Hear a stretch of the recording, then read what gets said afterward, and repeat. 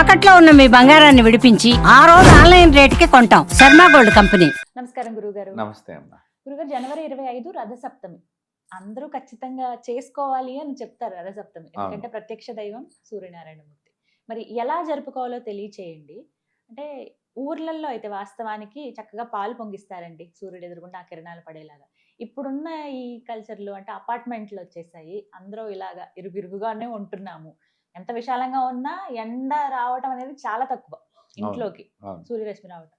ఇలాంటి పరిస్థితుల్లో అసలు ఎలా చేసుకోవాలి? ప్రత్యక్ష దైవాన్ని ఏ విధంగా ఆ రోజు ఆరాధించాలో తెలియచేయండి. తప్పకుండా అమ్మ. ఆదిత్యాయ చ సోమాయ మంగళాయ బుధాయ చ గురు శుక్ర శనిభ్యచ్చ రాహవే కేతవే నమో నమః. సాక్షాత్తు ప్రత్యక్ష పరమేశ్వరుడిగా భాసిల్లుతున్నటువంటి సూర్యనారాయణ స్వామి వారికి అనేక నమస్కారాలు తెలియజేస్తూ మన ప్రేక్షకులందరికీ కూడా అసలు ఈ రథసప్తమి పూర్వకాలంలో ఎలా చేసుకునేవారంటే మనకి గొబ్బెమ్మలు పెడుతూ ఉండేవాళ్ళమ్మ. ఈ ధనుర్మాసంలో పెట్టేవాళ్ళు. ఈ గొబ్బెమ్మలన్నీ కూడా చేసిన తర్వాత దాన్ని మళ్ళీ తీసేసి పిడకల కింద మార్చేవాళ్ళు.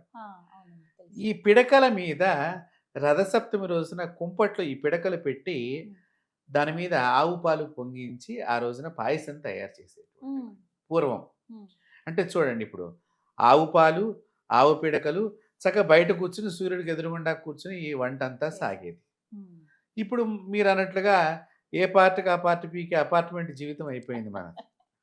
అవును, అపార్ట్మెంట్ అంటేనే అది అయిపోయింది. ఎందుకంటే ఈ పార్టీ మంది కాదు, ఈ పార్టీ మంది కాదు, పైన ఇంకొకటి ఉంటాడు, కింద ఇంకోటి ఉంటాడు, మధ్యలో ఈ ఎదురుగుండా ద్వారం ఒకటే మనది ఉంటుంది. అది కూడా బాల్కనీలో మళ్ళీ వేరే వాళ్ళతో అటాచ్మెంటే ఉంటూనే ఉంటుంది ఎక్కడో చోట. కాబట్టి ఈ రథసప్తమి రోజున ఇప్పుడు మీరు చక్కగా మంచి ప్రశ్న వేశారు. ఈ సిటీలో ఉండేటువంటి వాడు ముఖ్యంగా ఎలా చేసుకోవాలనే దానికి మనకు ఆవు పిడకలు దొరుకుతున్నాయి మార్కెట్లో. చక్కగా మీరు ముందర రోజునే సరపడ మీరు ఆవు పిడకలు తెచ్చుకుని, కుంపటి ఉంటే కుంపటి, లేదు ఏదైనా మీకు చక్కని ఇత్తడి బేసన ఉంటే ఇత్తడి బేసన్లో ఈ పిడకలు పెట్టుకుని చక్కగా నెయ్యి గుడ్డలో ముంచి దాన్ని పెట్టుకుంటే అక్కడ మనం అగ్గిపుల్ల తొగిస్తే మంట వస్తుంది. ఈ పిడకలన్నీ కాలుతూ ఉంటాయి. చక్కగా దాని మీద పెట్టి కూడా మనం ఈ పాయసాన్ని తయారు చేసుకోవచ్చు.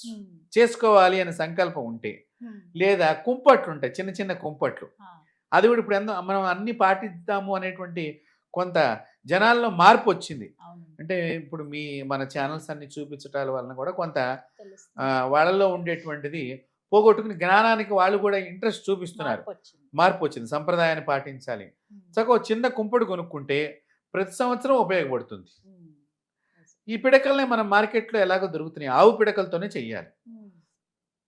అసలు ఈ పాయసాన్ని తర్వాత ఎవరికి నైవేద్యం పెట్టాలంటే, మనం ఈ పాయసం వండేటప్పుడు దయచేసి టేస్ట్ మాత్రం చూడకండి. భగవంతుడికి నివేదనకి పనికిరాదు. కాబట్టి సుమారుగా అవన్నీ వేయవలసిన ద్రవ్యాలన్నీ వేసి మీరు చక్కగా పాయసం చెయ్యండి.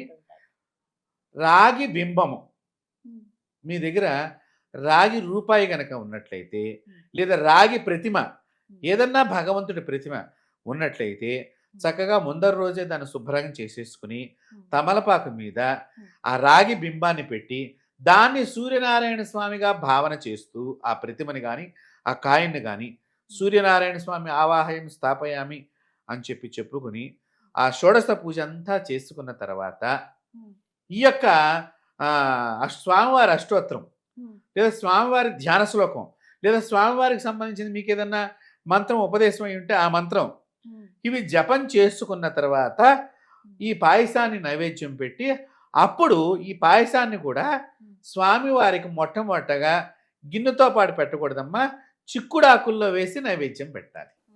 మనం కూడా చిక్కుడాకులతోనే తినాలి ప్రసాదాన్ని.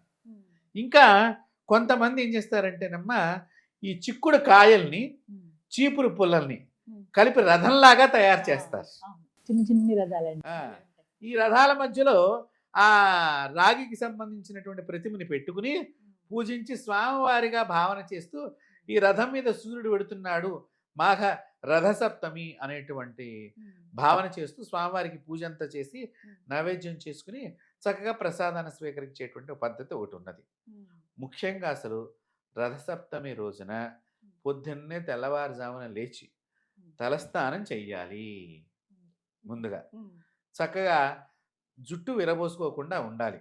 మగవాళ్ళు ఆ రోజు క్రాఫ్ కటింగ్‌లు అని చెప్పి వెళ్ళకూడదు. ఆ రోజు సెలవు వచ్చింది. ఇప్పుడు ఆదివారం వచ్చిందనుకోండి, అన్ని పనులు ఆ రోజు చేస్తారు. ఆ రోజే మొదలెడతారింక. నేను చెప్పక్కర్లేదు. కాబట్టి ఆ క్రాఫ్ కటింగ్ అనేటువంటిది గానీ, షేవింగ్ చేసుకోవటం కానియండి, ఇత్యాదివేవీ చేయకూడదు. గోళ్ళు కట్ చేయటం కానీ, అలాగే నిన్నట మిగిలిపోయిన పదార్థాలు ఈరోజు తినకూడదు. అది ఏదైనా సరే, ఆ రోజుకి ఆ రోజు ప్రశాంతంగా మనం తయారు చేసుకున్నటువంటి కొత్త పదార్థాన్ని మాత్రమే భిక్షగా మనం స్వీకరించాలి తప్ప, నిన్నటి మిగిలిపోయిన ఇడ్లీ పిండో, దోసల పిండో దాన్ని పెట్టుకొని మనం తినరాదు. సూర్యనారాయణ స్వామివారంటే సాక్షాత్తు ఈ ఆరోగ్యానికి ఆయన అధిపతి, ఐశ్వర్యానికి ఈశ్వరుడు, ఆరోగ్యానికి సూర్యుడు. కాబట్టి ఈ సూర్యుడిని మీరు చిక్కుడాకుల్లో స్వామివారికి నైవేద్యం పెట్టడము, ఈ పిడకల మీద వంట చేసి నైవేద్యం చేయటము, ఇంకా చెప్పాలి అంటే ఇప్పుడు చాలా మటుకు పూర్వకాలంలో బంగారపు జరీ చీరలు కట్టుకునేవాళ్ళు, లేదంటే కొద్దిగా వెండి జరీ చీరలు. ఇప్పుడు ఎలాగో కాపర్ జరీ చీరలు వచ్చినాయి. మీరు చక్కగా ఆ కాపర్ జరీ ఉన్నది కట్టుకుంటే సూర్యుడికి చాలా ప్రీతి. మీరు ఆ విధంగా కూడా ఈ వస్త్రాన్ని ఉపయోగం చేసుకుంటే సూర్యుడి యొక్క శక్తి మన దగ్గరికి తొందరగా లభ్యమవుతుంది. తద్వారా సూర్యుడి యొక్క శక్తిని మన శరీరం ఎక్కువ గ్రహిస్తుంది.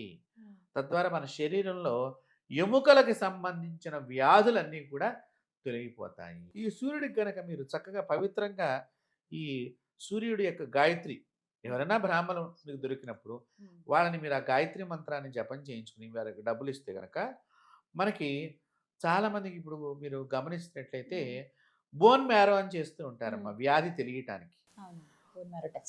సో దానిలో ఒక శక్తి ఉన్నది, ఉంటేనే కదా రోగం ఎక్కడి నుంచి ఏమి రోగం ఉంది. కాబట్టి ఆ శక్తిని డెవలప్మెంట్ చేయడానికి ఈ గాయత్రి, సూర్య గాయత్రి మనకు చాలా ఉపయోగపడుతుంది. ముఖ్యంగా ఈ రథసప్తమి రోజున సూర్యనారాయణ స్వామికి ఎదురుగుండా నిలబడి సూర్యనారాయణ స్వామికి 12 సార్లు 12 నమస్కారాలు చెయ్యాలి. సూర్య నమస్కారాలు. మీకు మంత్రం తెలియదు, ఏమి నష్టమేం లేదు. ఓం రవయే నమః, లేకపోతే శ్రీ సూర్యనారాయణ స్వామిని నమః అని 12 సార్లు అనుకుంటూ సాష్టాంగం ఒకసారి, చేతులు ఎత్తిట్లా ఒకసారి, మనకి దానిలో ఉంటాయి. ఇప్పుడు మనకి ఎట్లాగో నెట్లో కొడితే మీకు సూర్య నమస్కారాలన్నీ లభిస్తున్నాయి. ఆ మాదిరిగా ఒక్కొక్కటి చేసి స్వామివారికి నమస్కారం చేసుకుని పాయసాన్ని స్వామివారికి ప్రత్యక్షంగా నైవేద్యం చెయ్యాలి. అలా చేయటం ఒక ప్రక్రియ. రెండవది, ఈ రథసప్తమి రోజున ముఖ్యంగా మాతృమూర్తులందరూ కూడా చేసుకోవచ్చు, పురుషులందరూ కూడా రాగి చెంబుతో మడినీళ్లు పట్టుకుని, మీకు బోరు ఉందనుకోండి బోర్లో పట్టుకోండి, లేదు కిందటి రోజునే మీరు చక్కగా పవిత్రంగా స్నానించి బిందులో నీళ్లు పక్కగా పెట్టుకోండి, ఎవరు ముట్టుకోకుండా. దానిలో ఒక పాల చుక్క వేయండి, మరుసటి రోజుకి మడి కింద పనికొస్తాయి మనకి. బట్ దానిలో నీళ్లు ఈ రాగి చెంబులో తీసుకుని స్వామివారిని తలుచుకుంటూ ఏదైనా పవిత్ర వృక్షంలో కానీ లేదా తులసి చెట్లో కానీ 12 సార్లు ఓం రవయే నమః, మిత్రాయ నమః, సూర్యాయ నమః అనుకుంటే ఇలా నీళ్లు ఆ చెట్లో మనం తర్పణం కింద వదులుతూ ఉండాలి స్వామివారికి. అలా వదిలినా కూడా చక్కని ఆరోగ్యం మనకు లభిస్తుంది. ఈ విధంగా రథసప్తమిని కనుక మనం ఉపయోగించుకున్నట్లయితే తప్పకుండా మన మంత్రాలు కానివ్వండి, మన ఆచారాలు కానివ్వండి, మనిషి యొక్క సంపూర్ణ ఆరోగ్యకరమైనటువంటి ఆలోచనలు కలిగించేటువంటి జీవితానికి మాత్రమే తప్ప ఇది ఛాందస పద్ధతులు మాత్రం కానే కాదు అనేది ప్రేక్షకులందరూ కూడా గమనించుకోవాలి. చిన్న సందేహం అండి, ఇప్పటి వరకు పాలు పొంగించలేదు ఏ రథసప్తమికి కూడా, ఇప్పుడు శుక్రమూఢం ఉంది కదా, మరి ఇప్పుడు మేము మొట్టమొదటిసారి ఇప్పుడు పొంగించొచ్చా అని అడుగుతారండి. తప్పకుండా పొంగించుకోవాలి. తప్పకుండా. మూఢంతో సంబంధం లేదు. సూర్యుడు ప్రతిరోజు ప్రత్యక్ష పరమేశ్వరుడు, కాబట్టి దానికి మూఢంతో సంబంధం లేదు. నేను ఒక్క నిమిషం ఆలోచన చేసి మీకు సమాధానం చెప్తాను. చాలా మంది ఏటి సూతకం అని కూడా మానేస్తూ ఉంటారు కొన్ని పూజలు. అసలు చాలా తప్పు. ఇంట్లో దీపారాధన మానేస్తారు, సంవత్సరం దాకా దీపం చేయకూడదు అని చెప్పి మానేస్తూ ఉంటారు. సంవత్సరం దాకా భోజనం కూడా మానేస్తే బాగుంటుంది అంటా నేను. అది మనం ఒక వంకగా పనిని తప్పించుకునే బద్ధకపు కార్యక్రమంగా మార్చుకుంటున్నాం తప్ప శాస్త్రాల్లో ఇలాంటివి ఏమీ లేవు. దేవుణ్ణి నిత్యము ఆరాధన చేయమనే చెప్పింది. కాబట్టి అందుకని నేను కొద్దిగా ఒక నిమిషం ఆగి సమాధానం చెప్తానికి గల కారణం, ఏటి సూతకం ఉన్నటువంటి వాళ్ళు కలశాలు పెట్టి పూజలు చేయకూడదు, హోమాలలో వాళ్ళ గోత్రనామాలు చెప్పుకోకూడదు, గుడికి పోయినప్పుడు వాళ్ళ గోత్రనామాలు చెప్పకూడదు. గుడికి వెళ్ళవచ్చు, చక్కగా నిత్యము దీపారాధన చేసుకోవచ్చు, సూర్యనారాయణ స్వామిని చక్కగా ఆరోగ్యమని మనం ప్రధానంగా వేడుకోవచ్చు. దీనిలో ఎటువంటి మూఢమని కానీ లేకపోతే ఆ రోజున ఏదో ఇబ్బంది అయిందని కానీ మనం వంకగా చెప్పడమే తప్ప, ఏదన్నా మైలుదోషం అన్నవాళ్ళు ఆ ప్రక్రియ చేయకుండా ఉండటం తప్ప, మిగతా సరువులు చిన్న పిల్లవాడి దగ్గర నుంచి వృద్ధుడి దాకా ఆ రోజు సూర్యుడిని తప్పకుండా దర్శనం చేసుకుని ప్రత్యక్షంగా నమస్కారం చేయాలి. కాబట్టి చక్కగా ఈ విధంగా చేసుకున్నట్లయితే మన ప్రేక్షకులందరికీ కూడా చాలా శుభాలు కలుగుతాయి. చక్కగా వివరించారు గురుగారు. ధన్యవాదాలండి. అమ్మవారి ఆశీస్సులు.